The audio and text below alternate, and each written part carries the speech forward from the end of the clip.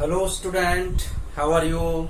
This is DP Singh and you are watching the beautiful channel Classmate. तो मैंने जो बेटा जो चैप्टर 3 की जो फर्स्ट क्लास थी वहां पे मैंने ड्रिफ्ट वेलोसिटी तक ड्राइव करा था। तो जिन बच्चों ने वो वाला लेक्चर मिस किया है तो वो उसको प्रॉपर देखें और इसके बाद हम आज उसके आगे की कहानी को स्टार्ट करेंगे। ठीक है, तो आज जो हमारा सबसे पहले टॉपिक होगा बच्चों वो होगा relation between current and drift velocity. और आज हम एक काफी अच्छा एक्सप्रेशन ड्राइव करने जाएंगे। इसके बाद में deduce the Ohm's law using the drift velocity, यानी ओम्स लॉ जो हमने पढ़ा था अभी 10th क्लास में, तो ओम्स लॉ पढ़ा था। ठीक है, अब हम देखेंगे कि ओम्स ने ऐसा क्यों बोला था कि कांस्टेंट टेम्परेचर रखा जाए तब वी के प्रोपोर्शनल होता है। ठीक है, अगर हम टेम्परेचर कांस्टेंट ना करते तो फिर क्या इफेक्ट आता, तो क्या वी के प्रोपोर्शनल होता या नहीं होता। तो आज हम काफी इंपॉर्टेंट चीज डिस्कस करने जा रहे हैं। एक तो ये जो बोर्ड के हिसाब से काफी इंपॉर्टेंट है, ओम्स लॉ को डिड्यूस करो या डिराइव करो यूजिंग द ड्रिफ्ट वेलोसिटी, वो सेकंड है। और उसके बाद आज हम लोग रेजिस्टिविटी वगैरह को, रेजिस्टेंस, ये सारे टॉपिक को कवर करेंगे। तो बच्चों ड्रिफ्ट वेलोसिटी तक का जहां तक एक्सप्रेशन है ये सबको पता था। ये देखो ड्रिफ्ट वेलोसिटी होती थी। जो ड्रिफ्ट वेलोसिटी क्या होती थी, मैंने फर्स्ट लेक्चर में बताया था कि एक कांस्टेंट वेलोसिटी जो इलेक्ट्रॉन बहुत धीरे धीरे धीरे धीरे चलते थे 10⁻⁻⁴ मीटर पर सेकंड की, तो दिस कांस्टेंट वेलोसिटी उसको हम ड्रिफ्ट कहते थे। हमने याद करो फर्स्ट में बताया था ड्रिफ्ट का मतलब है जितना डेविएट हो रहा है एक्चुअली में इलेक्ट्रिक फील्ड के अगेंस्ट, जितना धीरे धीरे धीरे धीरे इलेक्ट्रॉन आ रहा है। शुरू में तो लगता था इलेक्ट्रॉन एसिलेट होगा, लेकिन इलेक्ट्रॉन एसिलेट नहीं हो रहा था। क्यों? इलेक्ट्रॉन एसिलेट तो हो रहा था लेकिन किसी कैर्नल एटम से टकरा के फिर वो इलेक्ट्रॉन स्टॉप हो जाता था, नहीं डीएसिलेट हो जाता था, और फिर वो स्टार्टिंग करता था U1 से, जो थर्मल वेलोसिटी थी। तो वो लेक्चर पहला वाला देख लेना तो ज्यादा बेटर समझ आएगा।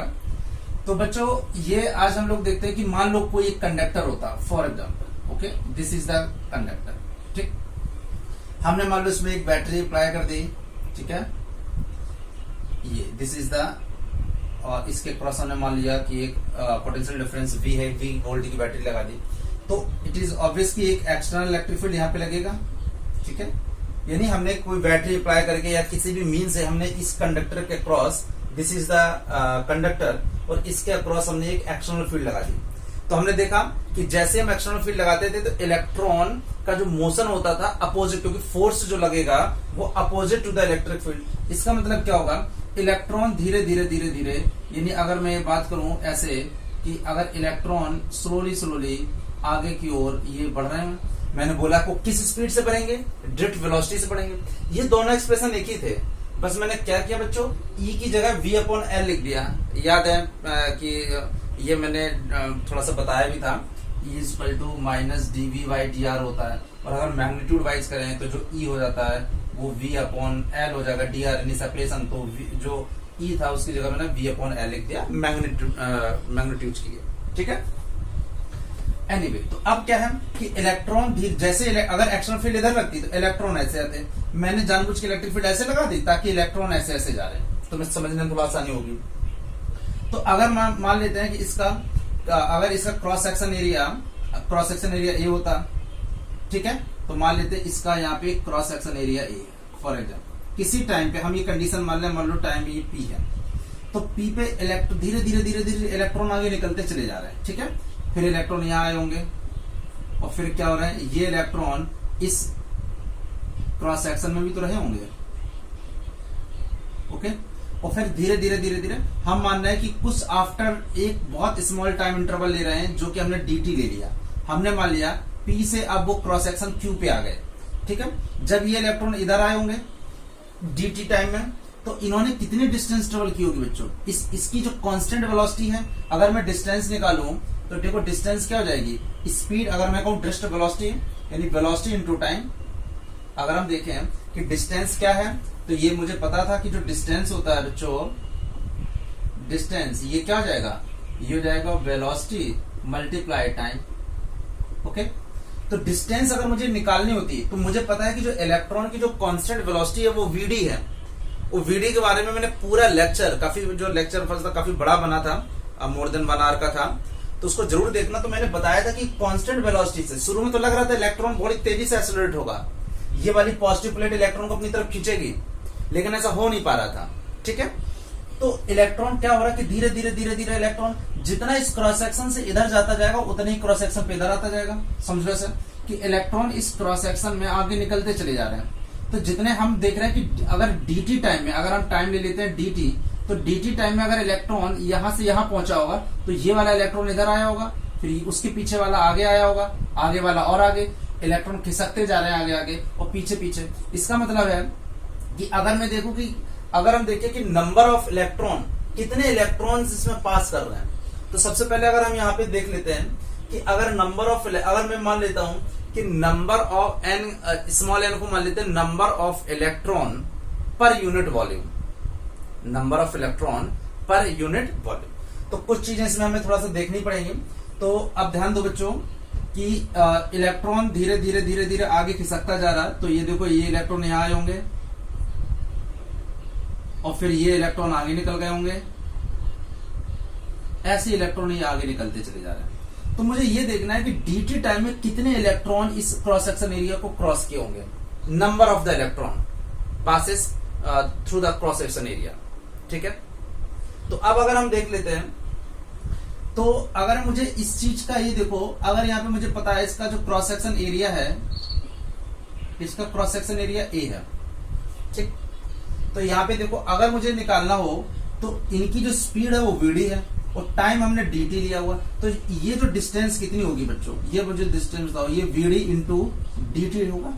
ठीक है, this is the length, this is the cross section area. अगर हम मानते हैं कि नंबर ऑफ इलेक्ट्रॉन, अगर हम स्मॉल एन को मान लेते हैं कि नंबर ऑफ इलेक्ट्रॉन, ठीक है, number of electron per unit volume, तो इसका वॉल्यूम कितना हो जाएगा, लेंथ है इसकी vd और इसका क्रॉस सेक्शन एरिया कितना है A, तो इसका वॉल्यूम कितना हो जाएगा vd into cross section area.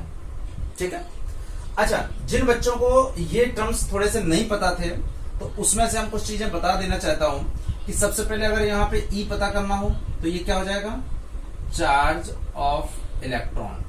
E क्या है, इलेक्ट्रिक फील्ड। M क्या है, मास ऑफ इलेक्ट्रॉन। टाउ क्या है, tau is the relaxation time.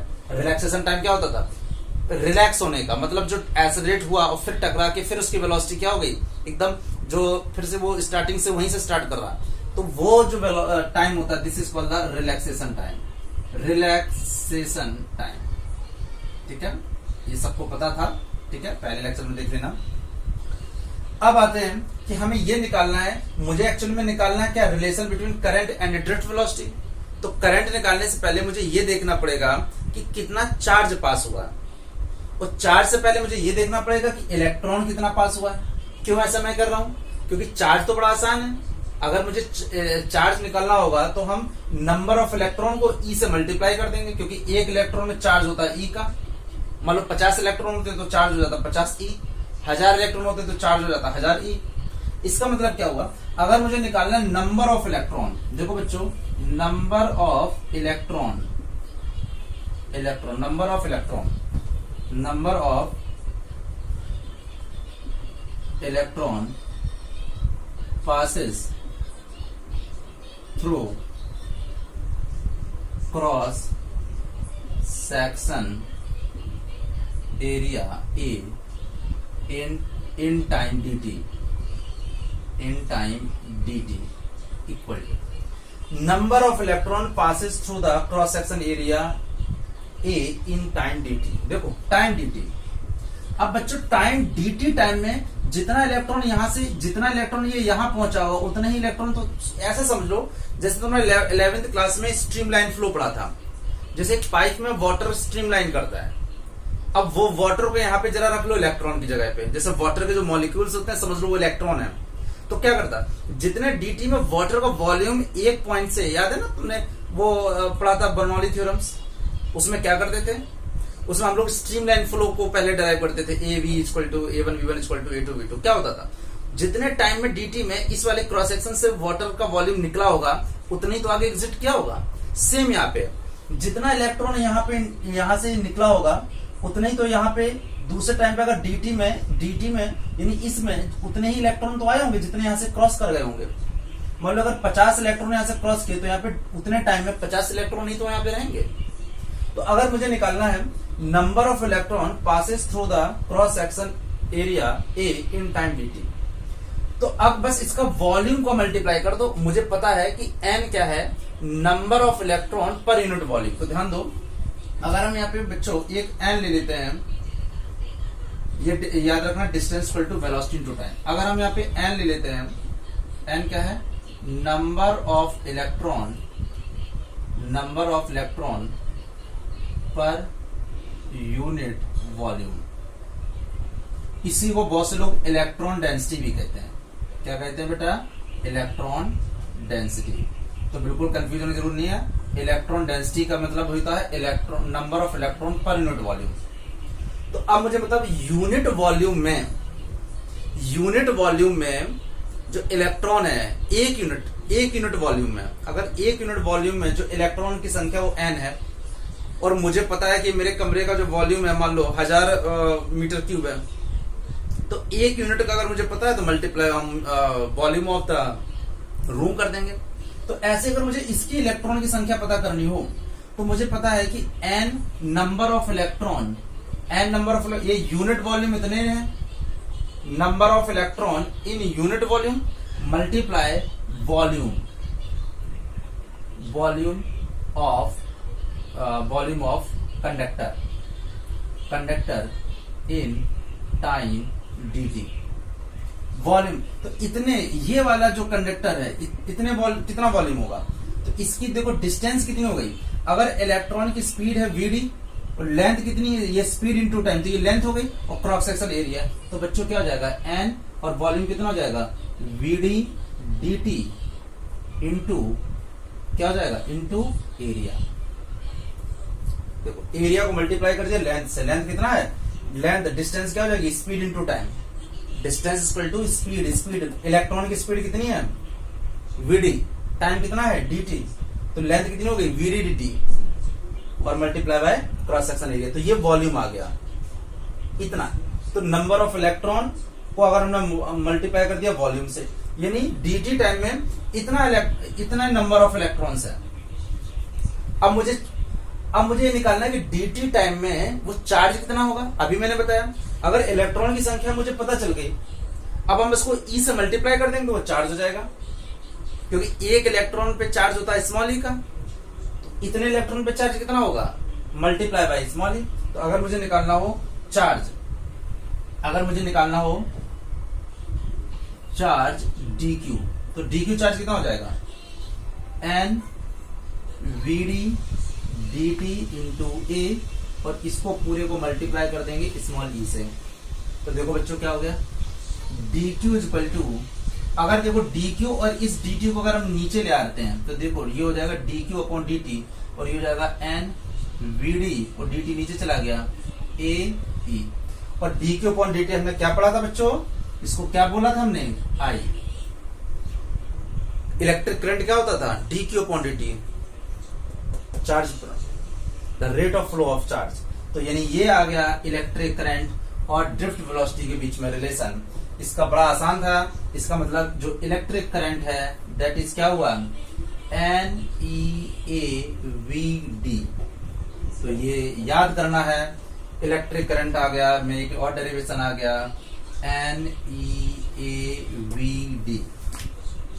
अगर आ जाए एग्जाम में कि इलेक्ट्रिक करंट और ड्रिफ्ट वेलोसिटी का रिलेशन बताना है, तो जहां पे n है number of electron per unit volume, E है चार्ज ऑफ इलेक्ट्रॉन, A है क्रॉस सेक्शन एरिया, और VD है ड्रिफ्ट वेलोसिटी। तो अब आ गया formula I equal to NEAVD। This is the current in terms of drift velocity. Okay, तो मेरे ख्याल से ये बच्चों समझ में आ गया होगा।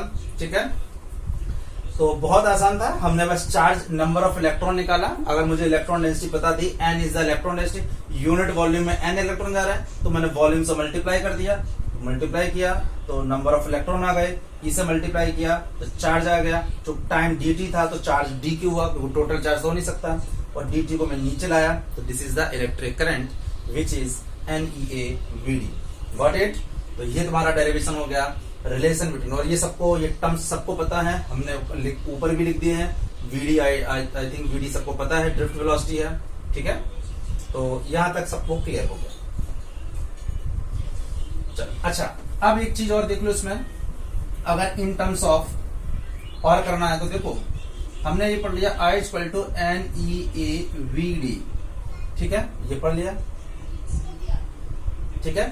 अब हम करने जा रहे हैं इसी में, अब हम ओम्स लॉ को डिड्यूस करने जा रहे हैं बच्चों। क्या करने जा रहे हैं? Deduce the Ohm's law. चलो तो अब हेडिंग डाल लेना है एक्सप्रेशन ऑफ, या ये कह सकते हो डिड्यूस द ओम्स लॉ, ठीक है, बहुत आसान है।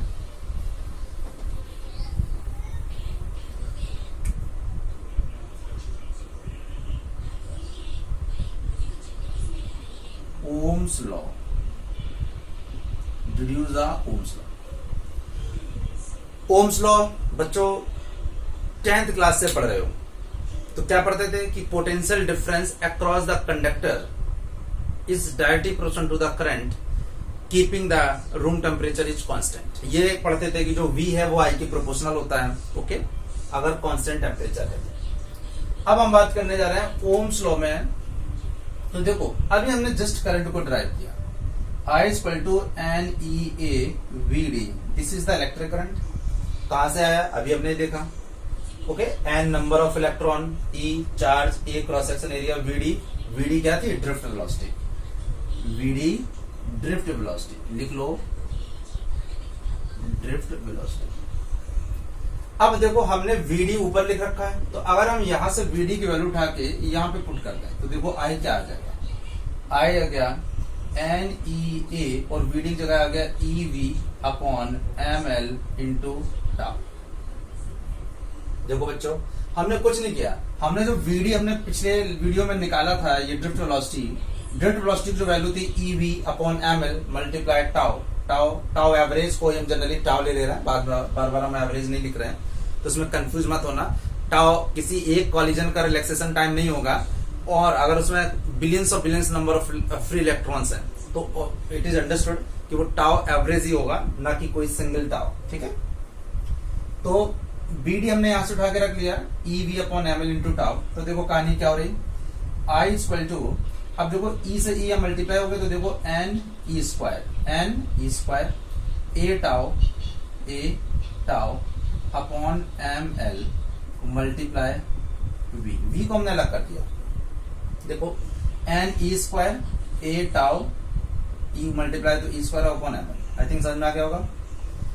तो इसका मतलब क्या हुआ, अगर हम यहाँ पे बच्चों V लिख लेते हैं तो देखो V क्या हो जाएगा ML, अगर देखो V लिखना हो अकेला तो ये ऊपर जाएगा इधर ML और ये चीज नीचे जाएगी ML upon NE square tau A।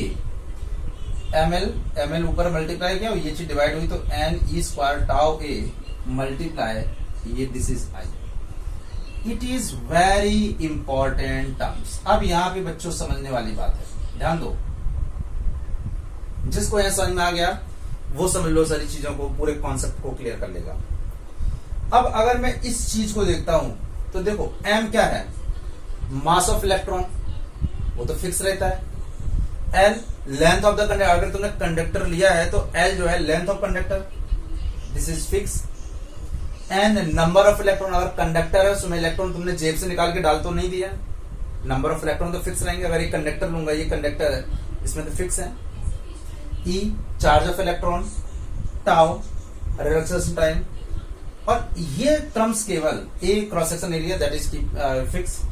केवल ये ज्यादातर चीजें फिक्स हैं, केवल एक छोड़ के रिलैक्सेशन टाइम। देखो अगर हम यहाँ पे M लें, मास ऑफ इलेक्ट्रॉन, ध्यान से देखना,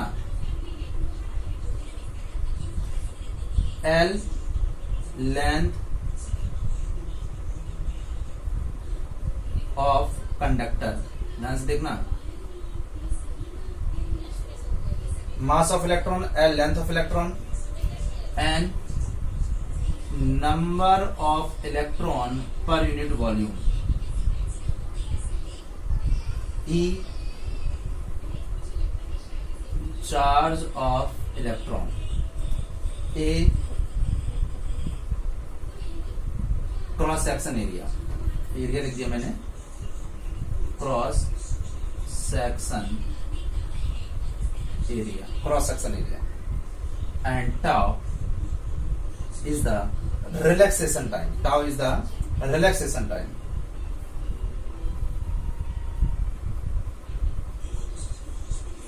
ये मैंने डिटेल में पिछली क्लास में बताया था।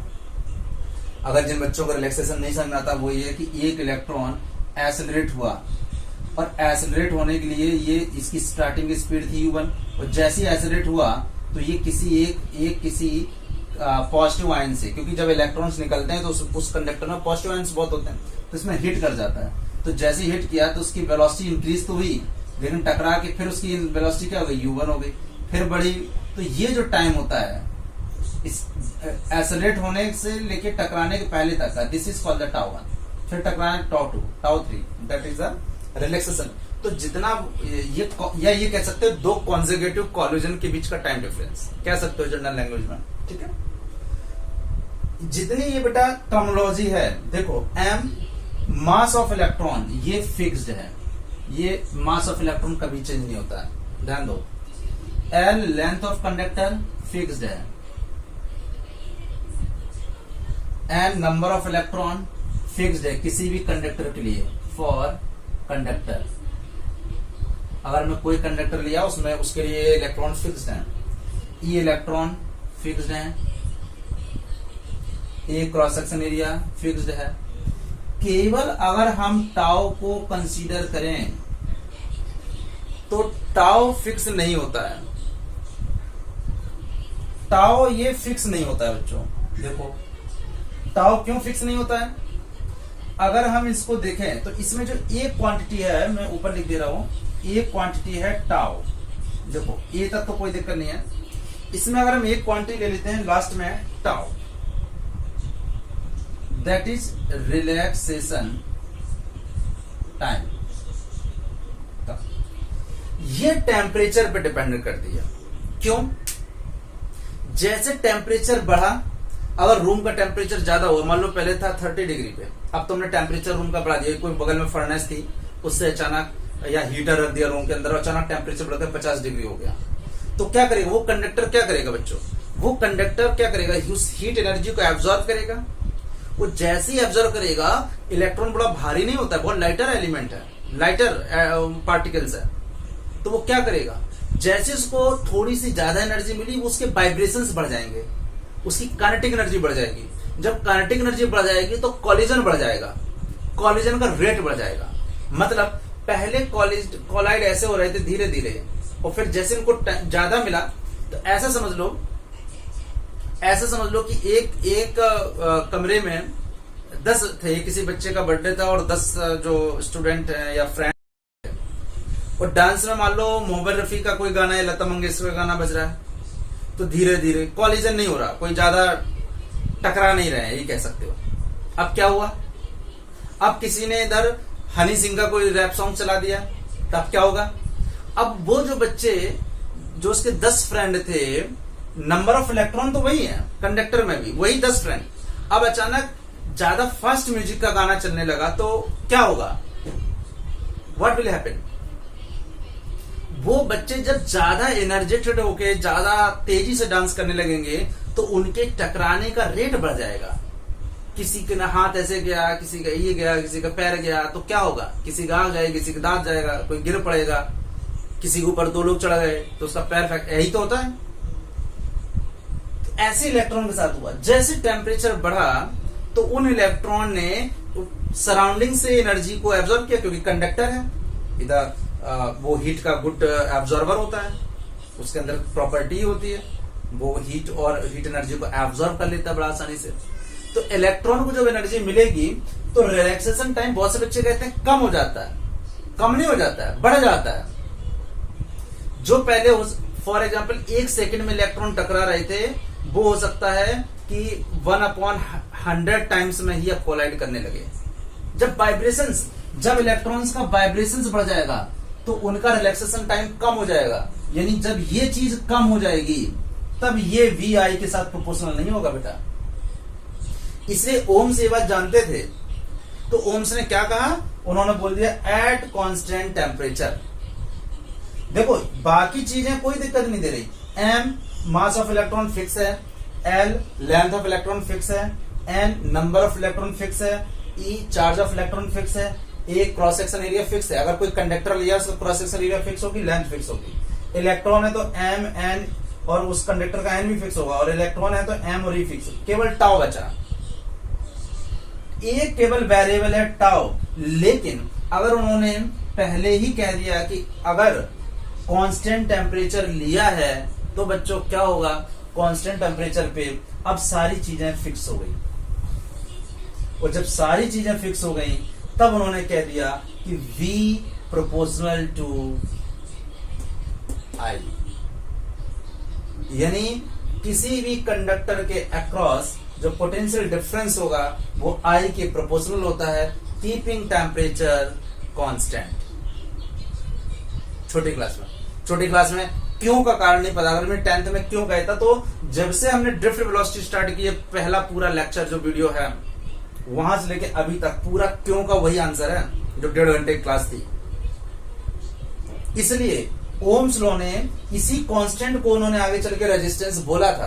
तो रेजिस्टेंस पे बहुत सारी चीजें अभी मैं पढ़ूंगा रेजिस्टेंस में तो ज्यादा क्लियर होगा, लेकिन अब समझ में आ गया इसका मतलब ये कांस्टेंट नहीं होता है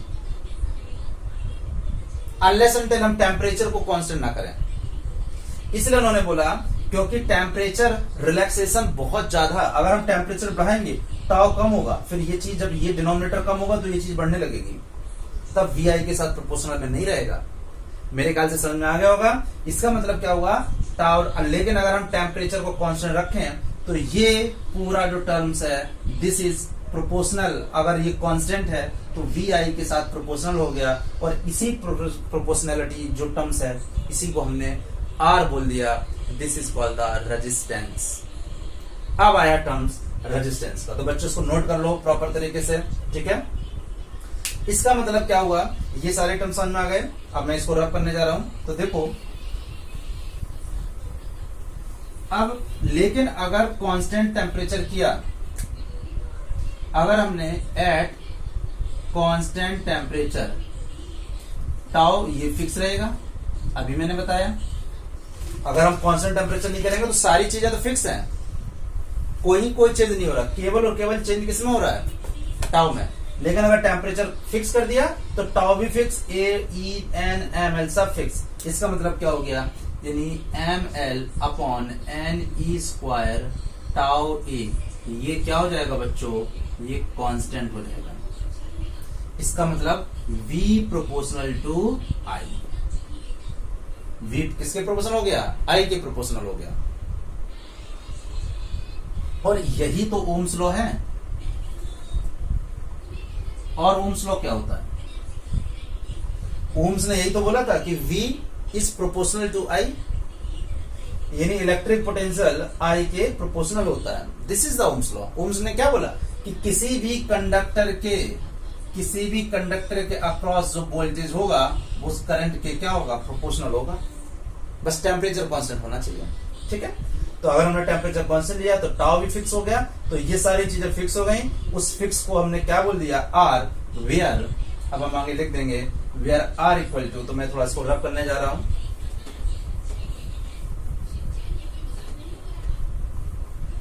वेयर जो कांस्टेंट टर्म था आर क्या था बच्चों, M L upon N E square tau A, इसको बोलते हैं रेजिस्टेंस, वेयर आर, और R is called the resistance. ये इतना बड़ा एक्सप्रेशन होता है बच्चों रेजिस्टेंस का, M L upon N E square tau ए।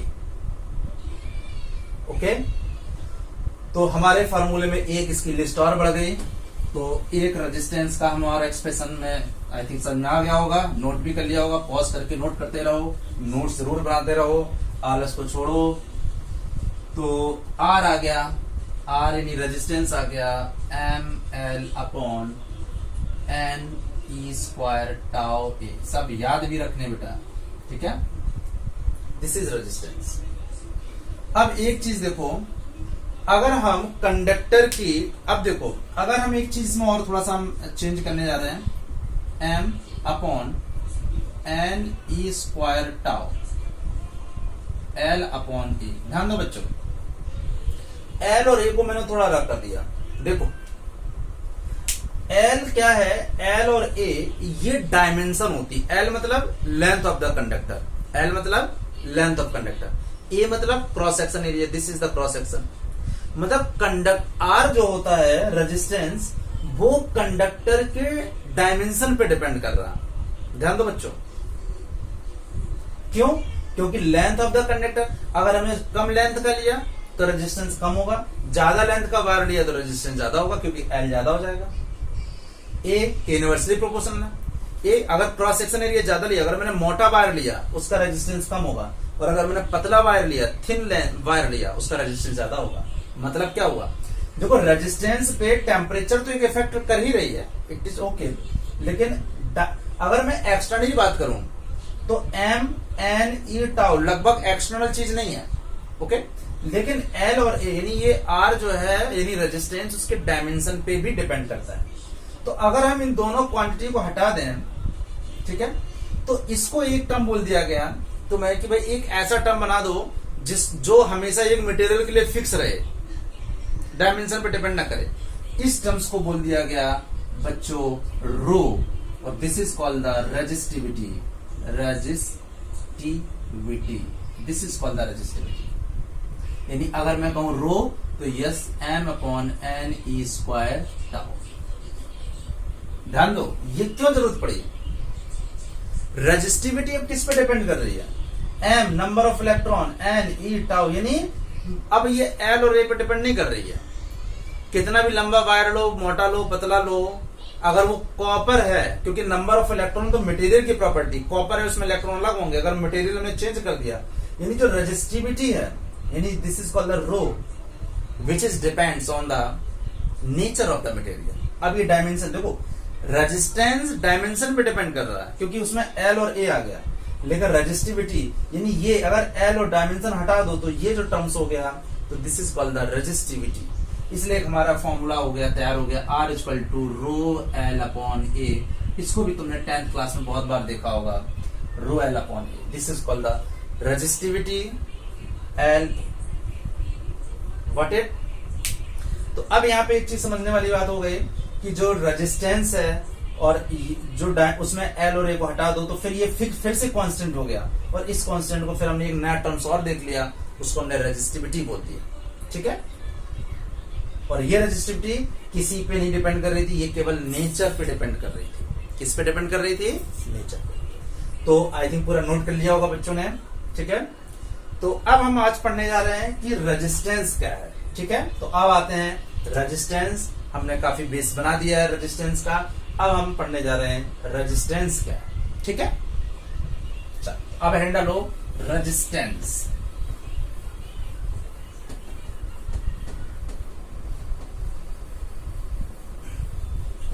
नोट जरूर बनाते रहा करो साथ साथ, ओके। अब हम बात कर रहे हैं रेजिस्टेंस। रेजिस्टेंस तो अगर कोई कंडक्टर है तो रेजिस्टेंस क्या है? नाम से नहीं पता चल रहा, रेजिस्ट करना, रोकना, अपोज करना, किसको? करंट का। तो अगर मैं ये कहूं कि रेजिस्टेंस क्या है तो बड़ा आसान है। रेजिस्टेंस किसी भी कंडक्टर का रेजिस्टेंस करंट को वो क्या करता है? वो अपोज द करंट करता है। वो चाहता है कि वो करंट उस कंडक्टर से करंट ना फ्लो हो, ठीक है। तो तुम अगर इसकी डेफिनेशन है तो लिख सकते हो it opposes the flow of current in the conductor. तो लिख सकते हो it opposes the flow of electric current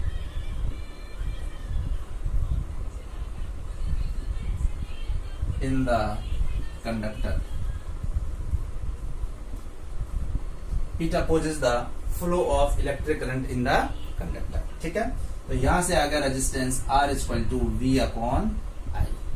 okay, अभी हमने पढ़ा था V इक्वल टू IR, तो R आ गया यहां से। ओके, तो इसकी जो SI यूनिट हुई, SI यूनिट हुई, इसकी SI यूनिट क्या हुई? ओम। या जनरली ये वोल्ट है एम्पियर है, या हम इसको वोल्ट पर एम्पियर भी बोल सकते हैं।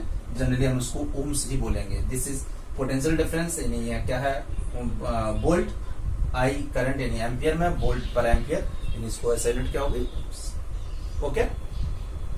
अच्छा, अब इसमें क्या ध्यान देनी है, एक तो इंपॉर्टेंट चीज ये है कि रेजिस्टेंस डिपेंड किस में करता है। हमने अभी डिटेल में पढ़ा कि जो रेजिस्टेंस होता है एक्चुअल में वो ML upon N E square tau A, यानी लेंथ और ए पर डिपेंड कर रहा है। इसका मतलब रेजिस्टेंस जो होता है वो डायमेंशन यानी shape and size of the conductor पर डिपेंड करता है, यानी इट डिपेंड्स, इस टर्म के लिख लो रेजिस्टेंस यानी इट डिपेंड शेप या डायमेंशन भी लिख सकते हो, डायमेंशन ऑफ कंडक्टर या shape and size of the conductor, dimension लिख दो, dimension of conductor. It depends dimension, क्यों? क्योंकि इसके फॉर्मूले में एल भी आ रहा ए भी आ रहा। रेजिस्टेंस हमेशा फिक्स नहीं होता। एक वायर था कॉपर का वायर, उसको हमने पहले देखा तो रेजिस्टेंस अगर मान लो 4 मीटर का था तो रेजिस्टेंस अलग है, और उसको मैंने 2 पीस में कट कर दिया रेजिस्टेंस अलग हो गया। 3 पीसेस में करके एक छोटा टुकड़ा लिया और उसका रेजिस्टेंस अलग होगा। रेजिस्टिविटी सेम रहेगी, क्योंकि रेजिस्टिविटी में एल और ए नहीं होता जब तक टेम्परेचर हम चेंज ना करें, यानी कॉपर जब तक हम मटेरियल नहीं रिप्लेस करेंगे तब तक उसकी रेजिस्टिविटी सेम रहेगी। बट रेजिस्टेंस डायमेंशन पे भी डिपेंड करता है, डायमेंशन पे यानी इसके शेप और साइज पे भी डिपेंड करता है। टाउ पे तो करेगा ही करेगा। अभी मैं टेम्परेचर की बात ही नहीं कर रहा हूं, ठीक है। जब तक अभी मैं टेम्परेचर नहीं ले रहा हूं उसका मतलब temperature is keeping constant, got it, ठीक है। तो रेजिस्टेंस बहुत बेसिक चीज थी, it depends the dimension of the conductor, ठीक है। तो बहुत से बुक लोगे तो छोटे छोटे क्वेश्चंस तुम्हें इसमें मिल जाएंगे, तो ये पूरा फॉर्मूला समझ में आ गया होगा ओके। तो ये भी फॉर्मूला आ गया होगा। इसके बाद वाला जो मैंने ये फॉर्मूला रेजिस्टिविटी का बताया था, और एक R equal to rho L upon A, ये भी फॉर्मूला आई थिंक आ गया होगा, मैंने पहले बता दिया इसको, ठीक है ओके। ठीक है, तो अब देख लेते हैं question.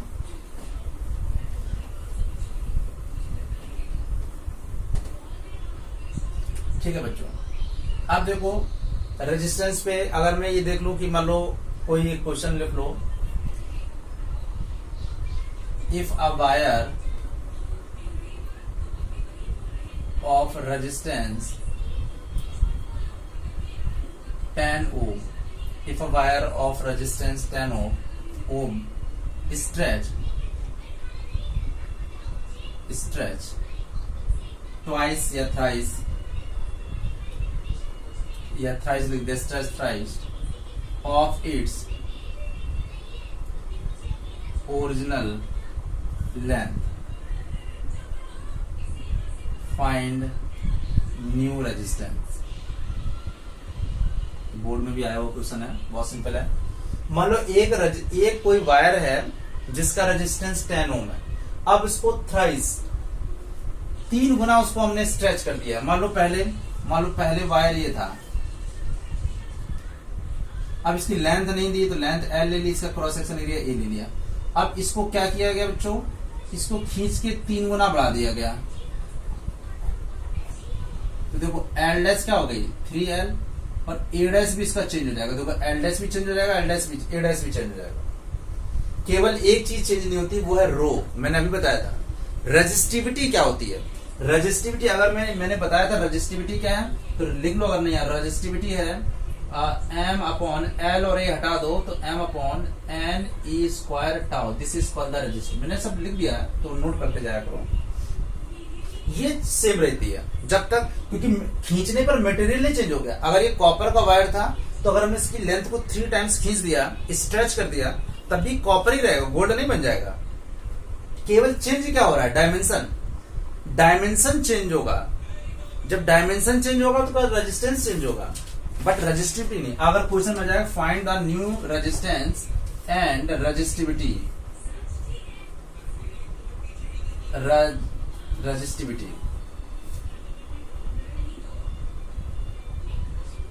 Okay, resistance and resistivity. तो रेजिस्टिविटी के बारे में तो तुरंत आंसर देना है, एक भी सेकंड, फ्रैक्शन ऑफ सेकंड भी तुम्हें टाइम वेस्ट नहीं करना है। Resistivity is going to same, nothing is going to change. Resistance तो चेंज होगा, क्यों? क्योंकि डायमेंशन 3 टाइम्स बढ़ेगी तो उसका एक तो लेंथ बढ़ेगी और क्रॉस सेक्शन एरिया भी कम होगा, दोनों चीजें वैरी कर रही हैं। लेकिन उसकी रजिस्टिविटी कभी चेंज नहीं होगी, क्योंकि कॉपर है, अभी भी वो कॉपर ही है। तो रजिस्टिविटी, एक आंसर तो आ गया कि रजिस्टिविटी क्या रहेगी बच्चों? सेम रहेगी। रजिस्टिविटी क्या रहेगी? सेम। अब आ जाते हैं रेजिस्टेंस में। तो देखो पहले एल और ये था, अब लेकिन बेटा वॉल्यूम सेम रहेगा। तुमने 10th क्लास में सेम क्या हुआ कि अगर हम रिकास्ट करते हैं किसी बॉडी को, मान लो स्फेयर था कॉपर का, उसको मैंने मेल्ट कर दिया, गला के मैंने उसको सिलेंडर बना दिया, तो वॉल्यूम तो सेम रहेगा ना, मटेरियल तो उतना ही यूज किया गया। तो इसका मतलब है वॉल्यूम हमेशा कंजर्व रहता है बॉडी का। हम उसको खींच रहे हैं, उसको हम कंप्रेस कर रहे हैं, तो जो वॉल्यूम होता है बॉडी का that is going to conserve, या यू कैन से कि सेम, यानी जो वॉल्यूम है वो पहले वाला वॉल्यूम और बाद वाला वॉल्यूम ये सेम रहेगा। तो देखो ये क्या हो गया? एल ए, और यहाँ क्या हो गया? L dash into A dash. तो देखो यहाँ पे क्या हो गया बच्चों? L A equal to L dash क्या हो जाएगा? 3L, क्योंकि 3 टाइम्स बढ़ाएगी मुझे पता है। एल डैश क्या हो गया? 3L और इंटू ए डैश। तो L से L कट गया, तो यहाँ से ए डैश क्या हो जाएगा? A/3। तो एल डैश आ गया A/3। बहुत सिंपल है, ये मुझे बताने की जरूरत नहीं थी। खुद सोचो, अगर लेंथ कंजर्व है, अगर लेंथ को 3 टाइम्स बढ़ाया गया होगा तो एरिया 3 टाइम्स क्या होगा? कम होगा, तभी तो वो कांस्टेंट रह पाएगा। तो अंडरस्टूड है? ओके, तो अब हम देखते हैं कि अगर हम R लेते हैं तो R क्या है? रो L अपॉन A। ये पहली इक्वेशन ले ली। अब रो डैश, अगर हमने R डैश लिया न्यू रेजिस्टेंस, तो रो तो सेम रहेगा, यहाँ L डैश हो गया, यहाँ A डैश हो गया। ठीक है, चलो अगर हम दोनों को डिवाइड करते हैं तो देखो R dash upon R equal to, divide करेंगे रो से रो कट जाएगा, तो A dash upon L dash upon L upon A। ये सब कर लोगे बच्चों। A dash upon L dash into A upon L। ठीक है, ये पलट सकता है। ठीक है, तो L डैश देखो बेटा क्या हो गया? L डैश हो गया 3 टाइम्स L, और A डैश क्या हुआ? A upon 3 into A upon L। तो देखो L से L कट गया, A से A, और ये क्या आ जाएगा? 9 आ गया, यानी R डैश अपॉन R क्या हो गया? 9। इसका मतलब बच्चों क्या हुआ? इसका मतलब क्या हुआ कि जो R डैश है वो 9 टाइम्स R हो जाएगा। R डैश क्या था? न्यू रेजिस्टेंस था, और देखो और हमारा R क्या था? 10 ओम। तो R डैश इक्वल टू 9 इंटू 10, यानी R यानी न्यू रेजिस्टेंस कितना हो गया? 90 ओम। समझना? इसका मतलब अगर हमने इसको 3 टाइम्स उसको स्ट्रेच किया तो रेजिस्टिविटी तो सेम रहेगी, लेकिन रेजिस्टेंस 9 टाइम्स इंक्रीज कर जाएगा, यानी 10 था पहले, अब हो जाएगा 90 ओम। इसके भी मैं एक शॉर्टकट ट्रिक भी बता दूंगा क्या होता है। ठीक है, तो बड़ा आसानी से, इतना करना भी नहीं पड़ेगा, जनरली ऑब्जेक्टिव क्वेश्चन ही आएगा। ठीक है बच्चों, नोट कर लो जल्दी से। मैंने कुछ नहीं किया, जो पहले वाला वॉल्यूम था और नया वॉल्यूम दोनों बराबर रहेंगे, क्योंकि volume is not going to change. L into A, L dash into A dash. L dash था 3L, तो यहाँ से A डैश आ गया। बस अब हमने दोनों इक्वेशन को डिवाइड कर दिया। ये this is equation number second, और सेकंड को डिवाइड कर दिया फर्स्ट से, वहां से R डैश अपॉन R 9 आ गया, यानी R dash 9 times of R आ गया। ठीक है, अब देखो अगर इसी क्वेश्चन को हम सॉर्ट करते हैं, देखो होता क्या है? देखो 9 टाइम्स ऑफ R आ रहा है, तो इस चीज को पकड़ लेते हैं। देखो अगर कभी भी किसी भी वायर को n टाइम स्ट्रेच कर रहे हैं, अगर किसी भी वायर को, उसको एक ट्रिक के फॉर्म में लिख सकते हो। देखो कैसे? अगर हम वायर को n टाइम स्ट्रेच कर रहे हैं, n टाइम्स स्ट्रेच कर रहे हैं, स्ट्रेच। अब ये n ट्वाइस हो, थ्राइस हो, 1/2 हो, हाफ हो, कोई भी टाइम्स हो, n टाइम्स अगर हम इसको खींच रहे हैं, ठीक है, तो जो न्यू रेजिस्टेंस होगा, यानी जो न्यू रेजिस्टेंस होगा, ये कह सकते हो न्यू रेजिस्टेंस, जो न्यू रेजिस्टेंस वो क्या हो जाएगा? n स्क्वायर इंटू R, यानी पुराने रेजिस्टेंस का, यानी ये कह सकते हो R डैश यानी न्यू रेजिस्टेंस होगा वो n स्क्वायर इंटू क्या हो जाएगा? R। देखो अभी देखो, इसका पुराना रेजिस्टेंस 10 था, लेकिन उसने बोला 3 टाइम्स इंक्रीज किया गया, तो देखो नया रेजिस्टेंस तुरंत आ गया 3 टाइम्स, ये क्या हो गया? 9R। देखो कितना हमने जब वॉल्यूम के लिए वो आया 9R। अगर मैं इसी क्वेश्चन में कहता हूं एक रेजिस्टेंस 10 ओम है, और उसको ट्वाइस उसको हमने स्ट्रेच किया, तो देखो इसका 9 आ गया और आंसर आ गया तुरंत कितना 90 ओम। कितना आसानी से आ गया न्यू रेजिस्टेंस। तो ये फार्मूला लिख लो, अगर हमने किसी भी वायर को n time stretch n time compress किया, कुछ भी हम चेंज कर रहे हैं, अगर एन टाइम्स कर रहे हैं, कंप्रेस में ऑब्वियसली बात है फ्रैक्शन में आ जाएगा। अगर मैं कहूंगा उसको हमने कंप्रेस करके हाफ कर दिया, लेंथ आधी करेंगे तो एरिया डबल हो जाएगा। इसका मतलब क्या हो जाएगा, यहाँ पे एन 1/2 हो जाएगा। हाफ करने एन कोई भी पैरामीटर हो, लेकिन जो नया रेजिस्टेंस होगा वो एन स्क्वायर आर, यानी जो नया new resistance that will become n square upon R. बच्चों आ रहा समझ? ठीक है। अगर हम इसी क्वेश्चन में कहते हैं कि इसको ट्वाइस स्ट्रेच कर रहे हैं, तो आंसर क्या हो जाता है? अगर ट्वाइस के केस में, अगर हम यहाँ ट्वाइस ले लेते हैं तो एन क्या हो जाता है 2, तो देखो आर डैश क्या हो जाता है 2 स्क्वायर इंटू आर, यानी यहाँ हो जाएगा 4r, यानी क्या हो जाता है 40 ओम। अगर हम कह देते इसको 5 टाइम्स स्ट्रेच कर रहे हैं तो 5 स्क्वायर यानी 25r हो जाता, यानी 250 ओम उसका रेजिस्टेंस हो जाता। सेम क्वेश्चन को तो बड़ा आसान है, इसको एक स्टार बना के लिख लेना। अगर किसी भी वायर को हम कुछ भी करें, स्ट्रेच करें, इसको कंप्रेस करें, वट एवर करें, अब उसका जो न्यू रेजिस्टेंस होगा that is n square R. ठीक है। अच्छा, इसी क्वेश्चन में कभी कभी एग्जाम में आ जाता है, हमने देखा बहुत सारी बुक्स में कि अगर आ जाएगा ना परसेंटेज चेंज, रेजिस्टेंस में कितने परसेंट चेंज हुआ। ठीक है, तो इसको लिख लिया हुआ आई थिंक। मान लो इसी क्वेश्चन में अगर मैं कहता, जो हमने ऊपर क्वेश्चन लिखा हुआ है कि percentage change in resistance, percentage change in resistance. मैं बार बार कहता हूं मेरी इंग्लिश पे थोड़ा बिलीव कम करना, मैंने क्या लिखा हुआ है मैं बोल रहा हूं उस पर ज्यादा ध्यान देना। परसेंटेज चेंजेस, तो देखो न्यू रेजिस्टेंस माइनस पुराना, हमेशा ओरिजिनल मल्टीप्लाई 100%। निकालने के लिए यही तरीका है। अगर मैं कहता उसका जो रेजिस्टेंस है कितने परसेंट चेंज हो जाएगा, तो बड़ा आसान है। तो देखो R dash upon R minus 1 multiply 100। तो अभी हमने किया था, देखो आर डैश अपॉन आर, जब मुझे पता है कि थ्राइस क्या था तो are dash equal to 9r था, तो आर डैश अपॉन आर अपने आप 9 नहीं आ गया बच्चों। देखो आर डैश अपॉन आर, तो ये 9 हो गया। 9 माइनस 1 मल्टीप्लाई 100, मतलब क्या होगा 80%। यानी जैसे भी हम उस रॉड को 3 गुना बढ़ाते हैं, रॉड को 3 गुना बढ़ा रहे हैं, लेकिन रेजिस्टेंस कितने टाइम बढ़ गया 80% बढ़ गया। कितने परसेंट बढ़ गया बेटा 80% चेंज हो गया। तो कभी भी क्वेश्चन में आ जाए कितने टाइम्स, तो मैंने सेम क्वेश्चन में बता दिया कि percent change in the resistance that is R dash upon R, तो चेंज हो गया। परसेंट निकालने में हमेशा ओरिजिनल वैल्यू होती है, तो ये फॉर्मूला याद कर लेना। ठीक है, R dash upon R, R dash minus R change upon R multiply 100। ऐसे भी करोगे, आर डैश अगर 9r था, 9r में से आर गया तो 8r अपॉन आर, तो आर से आर कट गया, 8 मल्टीप्लाई 100 तो 80 आ जाएगा।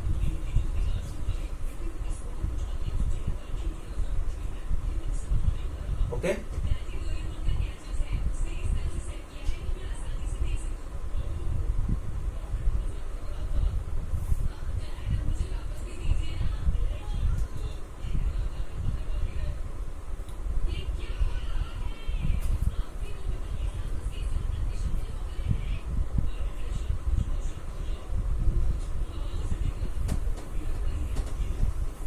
चलो आज इतनी क्लास और एक देख लेते हैं।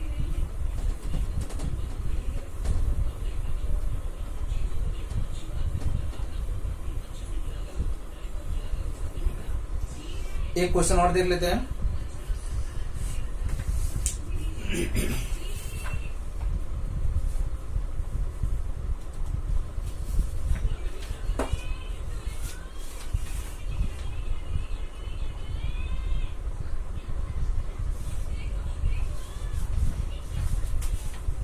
क्वेश्चन क्या है, a cylinder wire is stretch. Question है a cylinder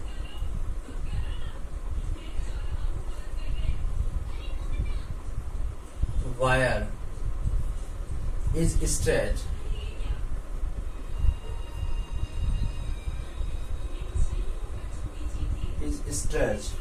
to increase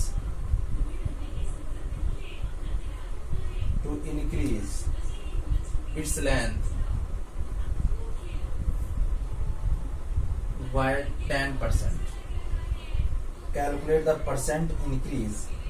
Calculate the percent increase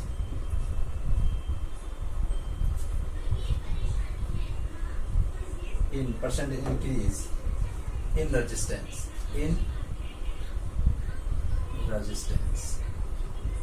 ये CBSE 2007 का क्वेश्चन है।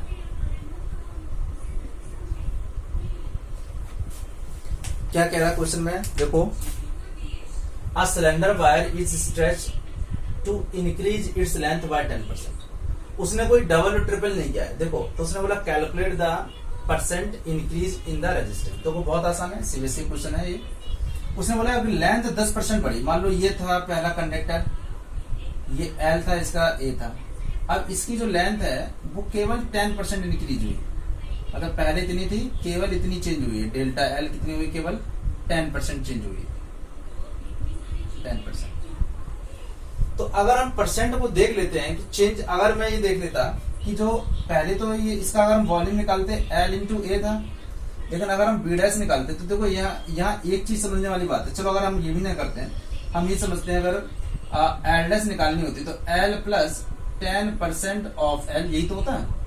अगर मैं कह रहा हूँ कि कोई चीज 10% बढ़ गई है तो एल से 10% बढ़ी ना, तो देखो ये बच्चों क्या हुआ, एल प्लस 10/100 इंटू एल, तो यहाँ पे क्या जाएगा 11/10 इंटू एल, यही तो एल डैश। इसका मतलब क्या हुआ, एल डैश क्या हो गया 1.1 टाइम्स ऑफ एल। अगर मैंने जो पिछले क्वेश्चन में बोला था कि उसका रेजिस्टेंस थ्राइस बढ़ा था, अब उसकी लेंथ थ्राइस बढ़ी थी, उसकी लेंथ थ्राइस बढ़ी। अब मैं अगर इसको ये कह दूं कि उसकी जो लेंथ है वो 1.1 टाइम्स, तो यहाँ पे एन क्या हो जाएगा। अब पूरा हमें ड्रामा करने की क्या जरूरत है, एन मुझे पता चल गया 1.1 है ना, 1.1 टाइम्स उसकी लेंथ बढ़ रही है। जरूरी तो नहीं हमेशा ट्वाइस बोले, थ्राइस बोले, हमने क्या बोला, उसकी जो लेंथ है वो 1.1 टाइम्स बढ़ गई ना। ओके, तो अब देखो इसका अगर मुझे न्यू रेजिस्टेंस निकालना होगा तो मैंने अभी बताया था एन स्क्वायर आर, तो आर डैश यहाँ पे बच्चों क्या आ जाएगा, आर डैश आ जाएगा, एन हो गया 1.1 स्क्वायर इंटू आर, यानी 1.1 यानी 1.21 इंटू आर हो जाएगा। यहां से अगर मैं निकालू R dash upon R equal to 1.21। Okay, अब बस परसेंट चेंज, उसने बोला ना परसेंट चेंज इन रेजिस्टेंस, तो देखो अभी मैंने बताया था परसेंट चेंज इन रेजिस्टेंस, तो मैंने क्या बोला था, R dash minus R upon R multiply by 100। तो देखो R dash upon R minus 1 multiply by 100, तो आर डैश अपॉन आर क्या था बच्चों 1.21 माइनस 1, तो देखो क्या हो जाएगा, तो बड़ा आसान है, ये समझ में आ गया, कॉपी कर लिया इसको, तो बड़ा आसान है। देखो 1.21 ये आर डैश अपॉन आर की वैल्यू 1.21 आ गई, माइनस 1 कर दिया मल्टीप्लाई 100, तो 1.21 बन जाएगा, तो 0.21 मल्टीप्लाई 100, यहाँ से 21% आ जाएगा। पिछले वाले क्वेश्चन में 100 देख लेना, अगर उसको मल्टीप्लाई किया था सही है या नहीं है चेक कर लेना। तो अगर उसकी लेंथ को 10% बढ़ रहा है तो उसका जो रेजिस्टेंस है, अगर किसी सिलेंडर की वायर है, उसका उसने बोला कि सिलेंडर की वायर में उसकी लेंथ अगर 10% बढ़ रही है तो उसका रेजिस्टेंस 21% बढ़ेगा, ये ध्यान रखना। तो आंसर क्या हुआ कि अगर उसकी वायर की लेंथ 10% इंक्रीज कर रही है तो उसकी जो रेजिस्टेंस है वो 21% इंक्रीज करेगा। तो आई थिंक ये क्लास समझ में आई होगी बच्चों। चैनल को सब्सक्राइब जरूर करो, लाइक करो, शेयर कर दिया करो, ठीक है। तो आज की क्लास को हम यहीं पे स्टॉप करते हैं, ठीक है। Okay, all the very best, thank you.